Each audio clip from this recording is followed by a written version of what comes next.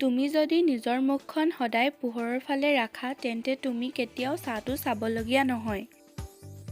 চিন্তা কৰিবা জ্ঞানী মানুহৰ দৰে, কিন্তু চিন্তাখিনি প্ৰকাশ কৰিবা সাধাৰণ মানুহৰ দৰে। প্ৰত্যাহ্বান হৈছে সেৱা, যিয়ে জীৱনটোক আকৰ্ষণীয় কৰি তোলে আৰু এই প্ৰত্যাহ্বানক জয় কৰিব পাৰিলেই জীৱনটো অৰ্থপূৰ্ণ হৈ পৰে। শান্তি বলপূৰ্বকভাৱে প্ৰতিষ্ঠিত কৰিব নোৱাৰি, ইয়াক কেৱল পাৰস্পৰিক বুজাপৰাৰ মাজেৰেহে পাব পাৰি। আমাৰ জীৱনলৈ কিছুমান মানুহ আশীৰ্বাদ হৈ আহে আৰু কিছুমান মানুহ আহে শিক্ষা হৈ।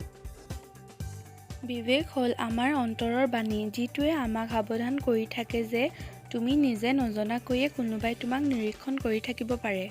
কৃতকাৰ্যতাই মানুহক বিনয়ী, সহিষ্ণু আৰু মৰমীয়াল কৰি তোলে। ব্যৰ্থতাই মানুহক নিষ্ঠুৰ আৰু তিক্ততাপূৰ্ণ কৰে। প্ৰত্যেক ধৰ্মই আমাক কয় কৰ্ম, বিশ্বাস, অৰ্চনা এই তিনিটা মানুহৰ প্ৰধান লাগতিয়াল বস্তু। তুমি জীৱনক ভাল পোৱানে? যদি জীৱনক ভাল পোৱা, সময়ৰ অপচয় নকৰিবা, কাৰণ সময়ৰ সমষ্টিয়েই জীৱন।